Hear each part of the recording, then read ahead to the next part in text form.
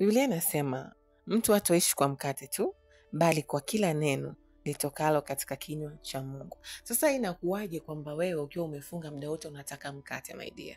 Yaani unataka kula. Na mbaya zaidi, wengine unaweza kuwa hujafunga tu chakula, lakini umefunga tabia fulani unataka kuziacha. Lakini ukiwa katikati ya mfungo, hizo tabia ndio unaanza kuzifanya kwa nguvu sana. Mwisho wa siku unajisikia hamu ya kufanya, unafanya, unajikuta umefanya hizo tabia na umeacha kufunga, unatoka kwenye mfungo, basi ndio umemaliza. Sasa ni nini ambacho kinakuwa kinatokea? Leo tutatumia kitabu cha Mathayo sura 4 mstari wa 1 hadi wa 4. Nitasoma kwanza. Biblia inasema, kisha Yesu alipandishwa na Roho nyikani ili ajaribiwe na Ibilisi. Akafunga siku 40 mchana na usiku, mwisho akaona njaa. Mjaribu akamjia akamwambia, ukiwa ndiwe mwana wa Mungu, amuru kwamba mawe haya yawe mkate.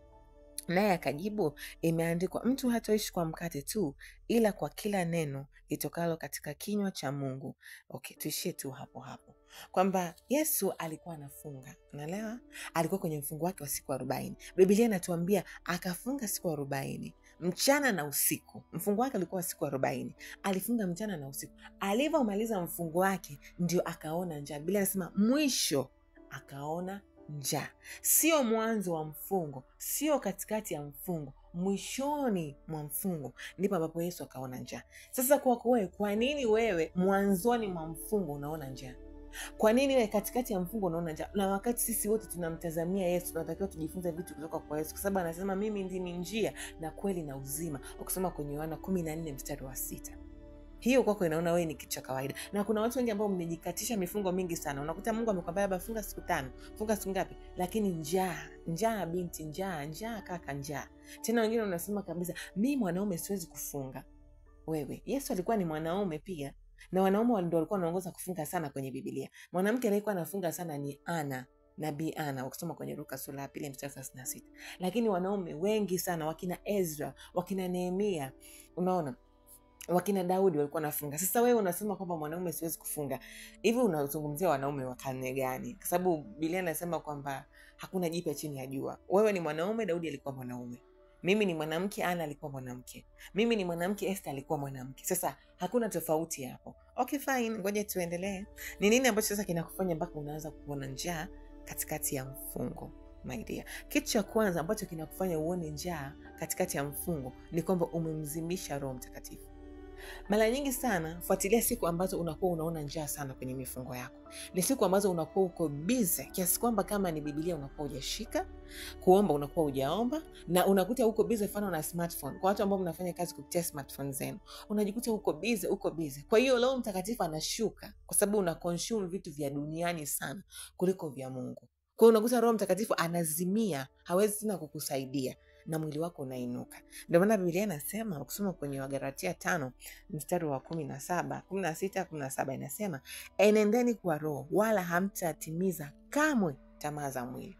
Kwa hiyo ukiona unatimiza tamaa ya mwili ya kutamani kitu, kutamani kula katikati ya mfungo, ujue kabisa unaenenda kwa mwili na si kwa Roho. Hiyo siku umeuruhusu mwili wako upate kile unachokitaka na sio kuumpa Roho Mtakatifu kile anachokitaka, kuipa roho yako kile ambacho kinataka. Ndio shida inaanziaga hapo. Ndio maana Biblia tena inaendelea inasema, kwa sababu mwili utamani ukishindana na roho, na roho kushindana na mwili, kwa maana hizi zimepingana hata hamwezi kufanya mnayoyataka. Unaona kwamba mwili na roho vinakuwa vinashindana. Kwa the moment ambao utakipa kimoja chance, kitafanya mambo makuu. Kama utampa Roho Mtakatifu chance, utampa Roho Mtakatifu akuongoze, utajikuta umefunga siku hiyo mpaka unasema hivi ilikuwaje? Kuna mtu nilikuwa nasikiza testimony yake akasema, sijai kufunga siku 3 kavu, lakini mimi ni nesi. Akasema mimi ni nesi, sijai kufunga siku 3 kavu, lakini siku nilifunga siku 3 kavu na nilihudumia wagonjwa kuliko kawaida. Yaani nguvu zilinijaa, nguvu hazikuniisha, nilihudumia wagonjwa kuliko kawaida. Wakamuuliza ulikuwa unafanya? Akasema nilikuwa nikipata tu chance ya kupumzika naenda nasoma hata pages 2 za Bible, naomba, namwambia Mungu nitie nguvu. Muda huo namhudumia mgonjwa huko naendelea kuomba. Sasa unaona hapo alikuwa anaendelea kwa roho, na ndio maana hakuweza kupata tamaa ya mwili ya kutamani kula, kutamani kupumzika, kutamani kulalala, hakutamani. Lakini kama unaona kabisa kwamba unatamani hivyo vitu katikati ya mfungo, jua kabisa umeupa mwili wako kitu unachokitaka. Unaelewa? Yani kwamba mwili wako unaweza kuwa unatamani, sasa natamani yani usiku, watu wengi wako hivi, usiku nitakapofunga nafungulia nitakula na sausage na chips mayai. Tayari unaupa mwili wako chance. Na mwili yetu unajua kureact. Kwa hiyo unaanza kujisikia, mbona nimeanza kujisikia njaa? Na ukianza kujisikia njaa unasema shindwa pepo, unaendelea na smartphone. Upo katikati ya mfungo lakini unaendelea na smartphone. Unajikuta mwisho wa siku umeamka, umeenda jikoni, umepakua chakula, umekula. Kama ulisema kwamba I want to do this masturbation au pornography, unajikuta umeanza kuangalia au umefanya, unarudia tena cycle ile ile. Au unajikuta ulisema siwezi kugossip, unaanza kumpigia mtu, unaendeleaje, umemjua friend anaendelea hivi na hivi na hivi. Yani amekuwa maskini vibaya mno. Hilo ni tatizo. Kwa wanaume unaweza kukuta umeanza kutafuta wanawake tu binti unatafuta. Vipi unaendeleaje? Vipi Tabitha? Unaendeleaje? Naendelea vizuri jamani, nimekaa. Upo katikati ya mfungo lakini unaongelea mambo ambayo hayana maana. Unaongelea mambo ya njaa. Unaongelea mambo yenye njaa katikati ya mfungo. Hilo haliruhusiwi. Tatizo ni kwamba unakuwa umemzimisha Roho Mtakatifu. Yesu hakufanya hivyo. Na ndio maana hata alipokuwa amemaliza mfungo, Roho Mtakatifu alimchukua, alimpeleka yeye mwenyewe nyikani. Kwa sababu ndani ya siku 40 Yesu alikuwa anaongozwa na Roho Mtakatifu. Na Biblia inatuambia kwamba akafunga siku 40 mchana na usiku. Mwishoni mwa mfungo, alipomaliza mfungo wake, ndipo alipoona njaa. Kwa sababu aliupa mwili nafasi. Na sio kwamba alimzimisha Roho Mtakatifu, no, aliwacha mwili take place. Kwamba sasa hivi ni muda wa kula chakula. Lakini wengi hicho kitu kinatokea ni kwa sababu tunamzimisha Roho Mtakatifu. Si kama kuna mtu umeelewa, alafu kuna mtu ambaye umeelewa na anakusaidia. Kwa hiyo usije ukawa unasema unakatisha mifungo, nasikia njaa katikati ya mfungo, naona njaa sana, vile vitu ambavyo unataka kuvifanya ndio navifanya. Shida ni hiyo kwamba unajua kabisa kwamba Biblia inasema enendeni kwa Roho kama hamtazitimiza tamaa za mwili. Kwa ukiona tamaa za mwili zinazidi, unajua kabisa unaendelea kwa mwili afu Roho hautimizi matakwa yake. Hilo ni tatizo. Lakini pointi yetu ya pili, kwa nini unaona njaa sana katikati ya mfungo? Njaa ya kutamani vitu mbalimbali ambavyo umesema hauwezi kuvifanya katikati ya mfungo. Ni kwa sababu mjaribu anataka kukuvuruga kabisa. Unaelewa? Yaani mjaribu anataka kukutoa uweponi kabisa. Na ndio maana unaona njaa.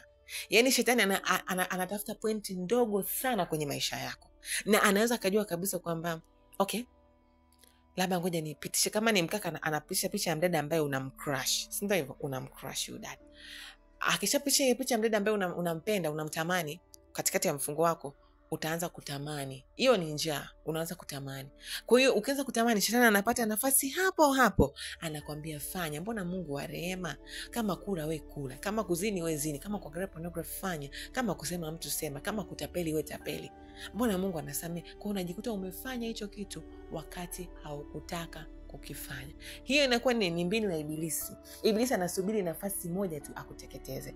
Uone hata kwa Yesu. Yesu japokuwa aliona njaa mwishoni, lakini shetani alivyojua tu kwamba Yesu ameona njaa, alifanya nini? Biblia inasema akamjaribu akamjia. Ukisoma kwenye Mathayo sura ya 4 mstari wa 3, nasema mjaribu akamjia akamwambia, ukiwa ndio mwana wa Mungu, amuru kwamba mawe haya yawe mkate. Kwa nini alimwambia? Kwa sababu alijua ana njaa. Unaona? Sasa na wewe Ibilisi anajua kabisa kwamba hivyo vitu ambavyo umevikataa, umesema siwezi kufanya, upo katikati ya mfungo, ndio vitu ambavyo una njaa navyo kwa muda huo. Anajua kabisa kwamba ndio vitu ambavyo akikuwekea njaa yake wewe hautoboi. Kwa hiyo unachotakiwa kujua, unatakiwa ujifunge mkanda. Biblia inasema muwe na kiasi na kokesha, kwa kuwa mshtaki wenu Ibilisi ni kama simba akitafuta mtu wa mmeze. Kusoma kwenye waraka wa Petro wa kwanza sura 5 mstari wa 8. Na Biblia inasema ukisoma kwenye Yakobo 4 mstari wa 7, mtiini Mungu, mpingeni shetani naye atawakimbia. Kwa hiyo ukiona tu unasikia njaa, ndio muda wa kuinua silaha zako. Biblia inasema nao wakamshinda kwa damu ya mwana kondoo na kwa neno la ushuhuda wao. Yesu alimshinda shetani kwa nini? Alipokuwa anamwambia ukiwa ndio mwana wa Mungu, alimshinda kwa neno. Akamwambia, ukisoma kwenye Mathayo 4 mstari wa 4, naye akajibu akasema, imeandikwa. Unaona, imeandikwa, mtu hataishi kwa mkate tu, ila kwa kila neno litokalo katika kinywa cha Mungu. Kwa hiyo nao unamshambulia Ibilisi kwa maneno kwamba imeandikwa, mtu hataishi kwa mkate tu, ila kwa kila neno litokalo kwenye kinywa cha Mungu. Unamwambia imeandikwa, mtu hatoishi kwa uzinzi, kwa sababu Biblia inasema kusoma kwenye Kumbukumbu la Torati sura ya 5 mstari wa 18 kwamba usizini. Kama Mungu alisema usizini, anajua kabisa mimi niko capable, siwezi kuzini. Lakini pia unasema maisha ya Yesu ni ushuhuda tosha. Yesu aliishi maisha matakatifu. Yesu alikuwa ni mtakatifu, na mimi nitakuwa mtakatifu. Na unamuita Yesu kwa sababu Biblia inasema kila alitajaye jina la Bwana atafanya nini? Ataokoka. Naelewa? Na Biblia inatuambia kusoma kwenye Warumi 10 mstari wa 10 kwamba kwa kinywa mtu hukiri hata kupata wokovu, kwa moyo mtu uamini. Unaelewa? Unaamini kwamba Mungu yuko pale. Unaamini hata kama nasikia njaa hivi vitu, lakini najua Mungu anaweza kanisaidia. Tamka hayo maneno. Tamka, usiruhusu ibilisi. Unajua ibilisi vile vitu ambavyo tunaona kama ni vya kawaida ndio vitu ambavyo yeye anavitumia kutuharibia maisha yetu, including njaa. Chakula hakiwezi kukupeleka sehemu. Ndio maana kuna mstari unasema kwamba matumbo yao ndio yamegeuka kuwa Mungu wao. Nimesahau mstari, sijui ni waraka wa Petro, sijui. Nikikumbuka nitasema hapa kwamba matumbo yao yamegeuka kuwa Mungu wao. Kwa hiyo na wewe usifanye tumbo lako likageuka kuwa Mungu kwako. Kabisa. Jua kabisa hiyo ni njama ambayo ibilisi anataka kutumia kukutoa uweponi. Kwa unatakiwa ulifahamu hilo. Unapoona njaa, amka, chukua Biblia yako, soma. Kwa sababu tunasema kwamba mtu hataishi kwa mkate tu, bali kwa kila neno litokalo katika kinywa cha Mungu. Tukimaanisha kwamba hilo andiko linasema hivyo, lakini sisi tunasema hapa kwamba hilo andiko linamaanisha kwamba mtu kama unasikia njaa, sio muda wa kwenda kuchukua mkate, ni muda wa kuchukua neno likae ndani yako. Mimi napenda sana, kuna kitu ambacho nimejifunza kutoka kwa Mungu wangu. Mungu ni Mungu mwenye upendo. Ukiamua kujitoa kwake, anajitoa kwako pia. Biblia inasema mkaribieni Mungu naye atawakaribia. Ukisoma kwenye Yakobo 4 mstari wa 8. Kwa ukiona unafunga, unasikia njaa, ukalisogeza neno la Mungu, Mungu anakutia nguvu, anakuongeza nguvu. Biblia inasema kusoma kwenye Zaburi 29 mstari wa 11, Bwana atawapa watu wake nguvu. Bwana atawabarikia watu wake kwa amani. Kwa unamwambia Mungu, kama umesema utanipa mimi nguvu, naomba unipe nguvu wakati huu ambao ninasikia njaa, najisikia unyonge, najisikia upoke. Hii ni mbinu ya ibilisi kunitoa mimi kwenye mstari. Kwa nini nisikie njaa mwanzoni wakati Yesu alisikia njaa mwishoni mwa mfungo wake alipokuwa amemaliza mfungo? Kwa nini mimi niumwe njaa sasa hivi? Kwa nini kama ni vidonda vya tumbo vianze kuniuma sasa hivi? Kwa nini kama ni kiu na hamu ya kufanya vitu vya dunia hivi vianze kunitokea sasa hivi? Wakati sistahili kutokea sasa hivi, kwa sababu nimevifunga hivyo vitu. Mungu naomba unisaidie. Na Mungu atakusaidia. Mungu atakutia nguvu. Mungu atakuongoza. Lakini kama unasema unasikia njaa, naona kama nina vidonda vya tumbo, vitakuuma. Vitakuuma. Tena vitakuuma kweli. Mimi nilikuwa nasumbuliwa sana na vidonda vya tumbo. My dear, nilikuwa kipindi ninachoanza kufunga 2021 ndio mwaka ambao nimeokoka. Nilikuwa nafunga, unajua nafunga. Yaani muda mwingine naviona kabisa vidonda vya tumbo hivi hapa vinaniuma. Naona chembe ya moyo hii hapa inaniuma. Nachukua kanga nafunga tumbo, naomba Mungu, unajua wewe. Ninayeombea leo unawezekana usinijibu leo, lakini ipo siku utanijibu. Na kweli Mungu yaani kuna vitu ambavyo mimi Mungu ananijibu mpaka kama kwa mwaka 2025 unashangaa nasema hivi vitu niliomba zamani, lakini leo Mungu ananijibu. Lakini kwa muda ule ibilisi haitaka nisiombe. Na wakati bila sema muombe mvua wakati wa masika. Kwa hiyo pointi yetu nyingine, kwa nini unasikia njaa? Yaani ufahamu kwamba kwa nini unasikia njaa katikati ya mfungo.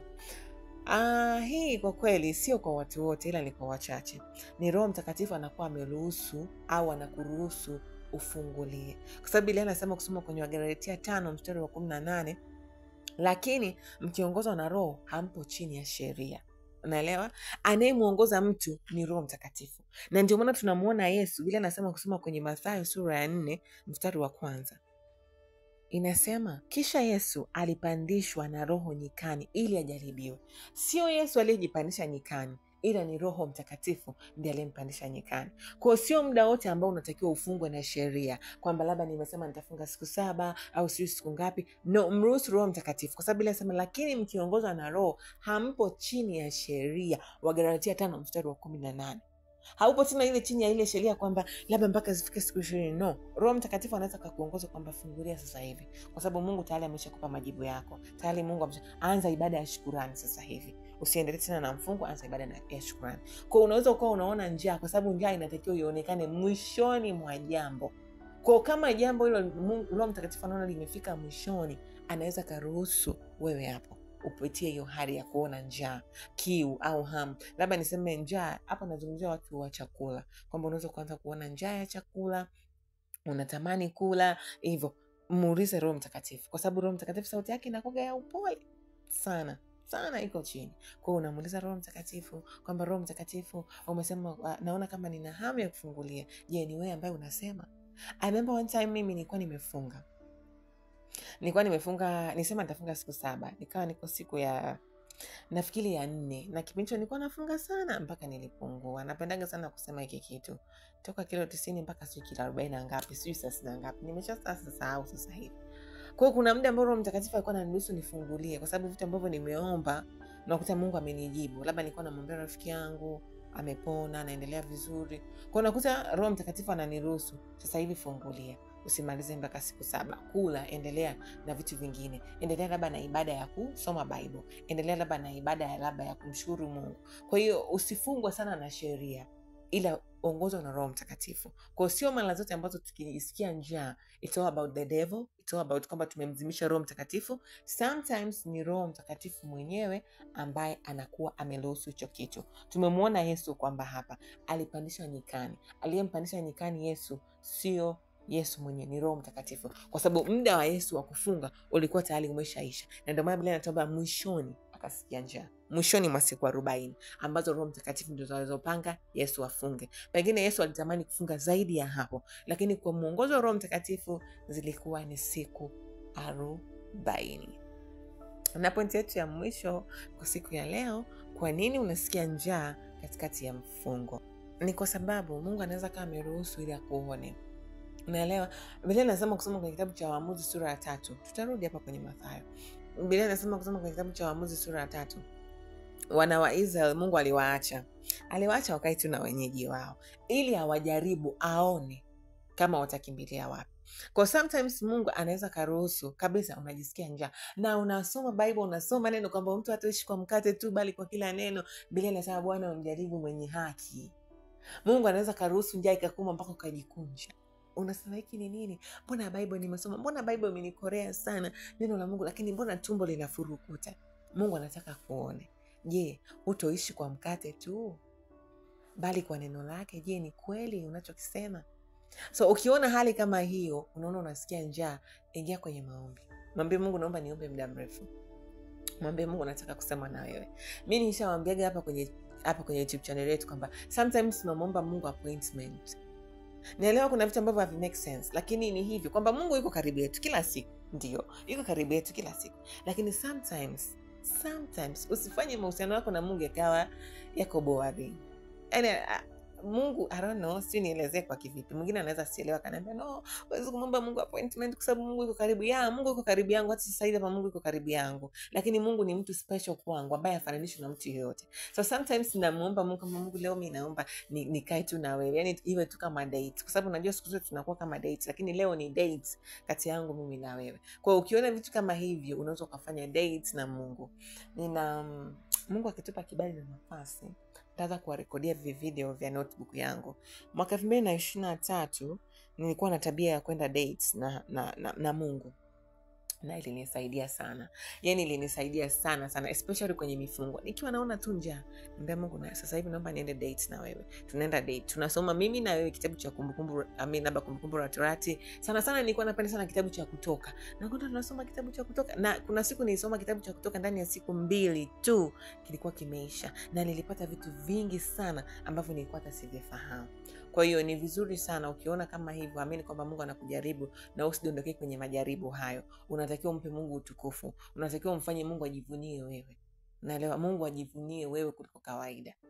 Kama vile ambavyo Mungu aliruhusu Ayubu ajaribiwe, anaweza karuhusu na wewe pia njaa ikakuuma, alafu aone utasema nini. Kama tu ambavyo hapa Roho Mtakatifu alimpeleka Yesu nyikani akajaribiwe. Nafikiri mtu sasa umenielewa. Kama hapa tu Roho Mtakatifu alimpeleka, Biblia inasema kisha Yesu alipandishwa na Roho nyikani ili ajaribiwe na Ibilisi. Sio Ibilisi aliyempeleka kamjaribu, ni Roho Mtakatifu ndiye aliyempeleka Yesu akajaribiwe. Kwa hiyo inawezekana hiyo pia ikawa ni nini? Ni jaribu. Roho Mtakatifu anakupeleka ujaribiwe ili aone, je, utaishi kwa mkate tu au kwa neno linalotoka kwenye kinywa cha Mungu? Kwa hiyo unatakiwa ujitie nguvu. Jitie nguvu, mbona wa Mungu. Jitie nguvu, wewe ni shujaa. Amka, jitie nguvu, mwambie Mungu hapana, siwezi kula. Mbona Yesu alikula akula siku 40? Mimi umenipa tu masaa 12. Hivi masaa 12 nisipokula nitakufa? Siwezi kufa. Nitie nguvu, nifanye niwe jasiri. Mungu naomba. Ndio kama nimesema hivyo kuhusu date, unaweza kaenda na Yesu date. Yaani ladies, mahusiano na Mungu yasikufunge. Biblia inasema ndio nasema kusoma kwenye Wagalatia 5:18, lakini mkiongozwa na Roho mpo chini ya sheria. Yaani kitu ambacho nikuja kujifunza kuhusu mahusiano ya mtu na Mungu, yanatakiwa mahusiano yako na Mungu yawe personal. Sio uende tu kwamba eti kwa sababu fulani no. Mahusiano yako na Mungu yanatakiwa yawe personal. Kuna neno unasema crazy faith. Yaani unakuwa na imani kama ya mtu kichaa, unajua. Yaani unaamini mpaka kiasi kwamba unajua ndivyo ambavyo inatakiwa hiyo. Na ndio maana mimi kwangu date is a good thing. Yaani kama vile ambavyo unaweza kwenda date na mtu, pia naweza kwenda date na Yesu. Naweza kumuita Yesu nikamwekea kiti hapo, nikamwambia karibu kaa hapo, kuna mambo mawili matatu mimi naye tunatakiwa tuongee. Wewe ndio baba kwangu, wewe ndio rafiki, wewe ndio kiongozi, wewe ndio mwalimu, wewe ndio boyfriend wangu mimi hapa. Sasa hapa tunatakiwa tuongee. Unaelewa? Hivyo. Kwa hiyo tengeneza mahusiano yako na Mungu kiasi kwamba hata ukiwa unajaribiwa ujue ni vitu gani ambavyo unaweza kufanya ili kuweza kushinda hilo jaribu. Ngoja niwape testimony kidogo mwishoni. Na rafiki yangu mmoja hivi aliniambia akasema, Tabitha, mimi nikiwa kwenye mfungo huwa namwambiaga Mungu kwamba umesema malaika wa Bwana ufanye kitu, naomba malaika wako aje.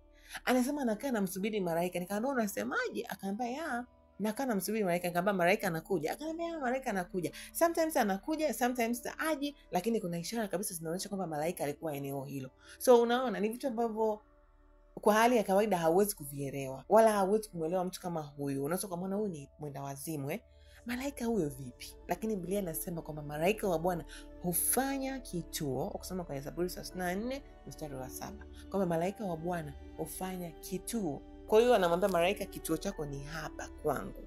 Mimi namwambiaga Mungu nikiona nina njaa katikati ya mfungo, najua kabisa kwamba Mungu pengine ananijaribu, namwambia Mungu, hebu twende date mimi na wewe. Tule pamoja mimi na wewe ili neno lako takatifu. Kama ni kitabu cha Kutoka nasoma. Zamani nilikuwa napenda sana kitabu cha Isaya. Nasoma zangu kitabu cha Isaya.